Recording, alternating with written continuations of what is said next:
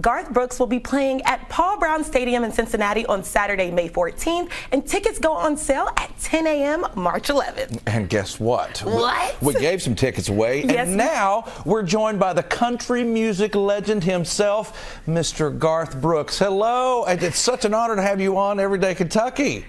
That's very sweet. Thank you for using my name. At the farm, they call me Mr. Yearwood, so thank you for that. I can understand that. Garth, here you are. You're back in Cincinnati, and you're touring again. How does that feel to be back out there just hustling again? Man, it feels great. You know, last time we started up just to stop again. This time, I think the pandemic is now being officially entered in the stage of endemic. Thank you, God, and I think we are going to start getting back where we belong, and that is together. I'm excited about that. Yeah, we're excited. I mean, we gave out tickets today, and so many people entered in to win tickets. I know you sold out last year in 70,000 tickets in 75 minutes, something crazy like that. So what can your fans expect for this tour? I think they expect the same thing they've always come to expect from us. Pretty much just stupidity at high volume. It's chaotic. It's no rules kind of thing. And they kind of decide, the people decide where the show goes. They'll bring their signs and stuff. And what's fun with that is you kind of get to take the ride with them. The band doesn't know what's next. I don't know what's next. Just know that when it comes, turn it up in case you make a mistake. You want everyone to hear it. So it's going to be fun. You've been globetrotting since back in the 90s, and you were on fire back then. You're on fire right now. What about the audience? How much has that audience changed now that we have social media and people are holding up phones and they're getting clips of you the whole time? How much has all that changed?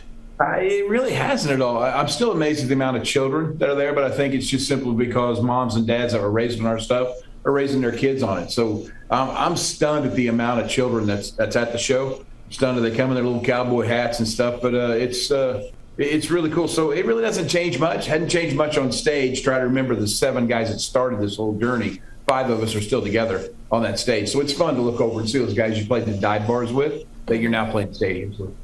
Right, you're playing in stadiums, you're making splashes all over social media. We know you celebrated your 60th just a month ago. Woo! What is the best thing about being 60?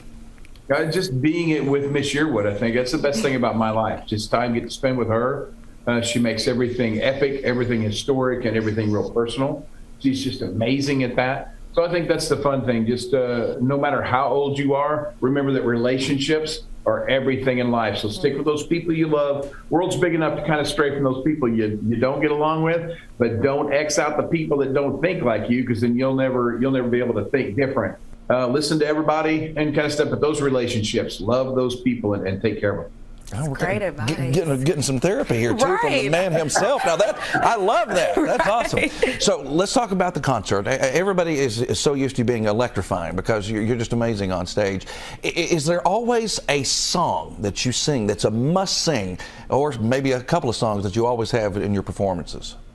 Yeah, man, I think you want to make sure these people understand that you're very proud of where you come from. So we do a lot of cowboy songs, and they let us. It's pretty cool. But, try to remember the stage is about 40 to 45 yards wide, about another 30 yards deep, and it's full 360 front row. So as you can imagine, I run my big ass off every night, back over here and there. And I think the music that you play, it comes to songs like Callin' Baton Rouge, The Thunder Rolls. I think that's what makes it fun, because they change so much, but the people just keep singing through it all. And it's fun to get to witness up there on stage.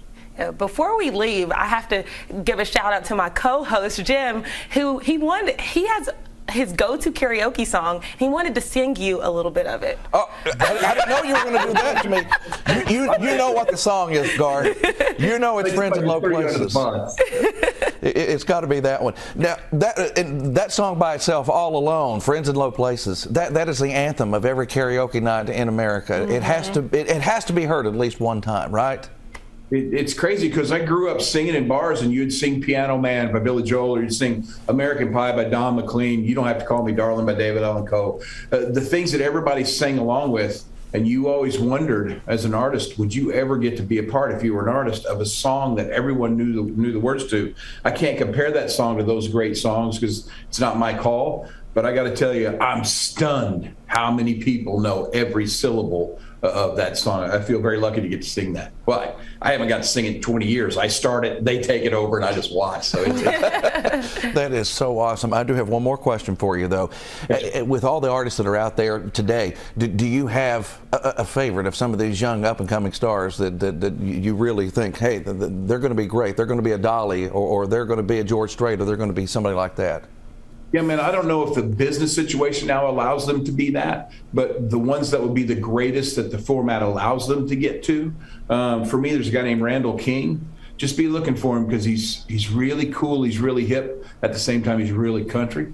So I enjoy that. And his work ethic, he's not scared to get down and scrub and work and do all the things you need to do. And then there's a girl named Ashley McBride on the female side that I think is just honesty coming out of her mouth whenever she sings. So look for those two. I think if you're like me, you will enjoy every minute you spend listening to those artists. Well, thank you so much, Garth. We'll be looking out for those artists. We got a therapy session from you. You answered some great questions. We're low-key, high-key fangirling right now. But be sure to get tickets to the Garth Brooks Stadium Tour May 14th at the Paul Brown Stadium. You can go get tickets at Ticketmaster.com/Garth Brooks. Thanks so much for joining us. We love you, Garth. We love you.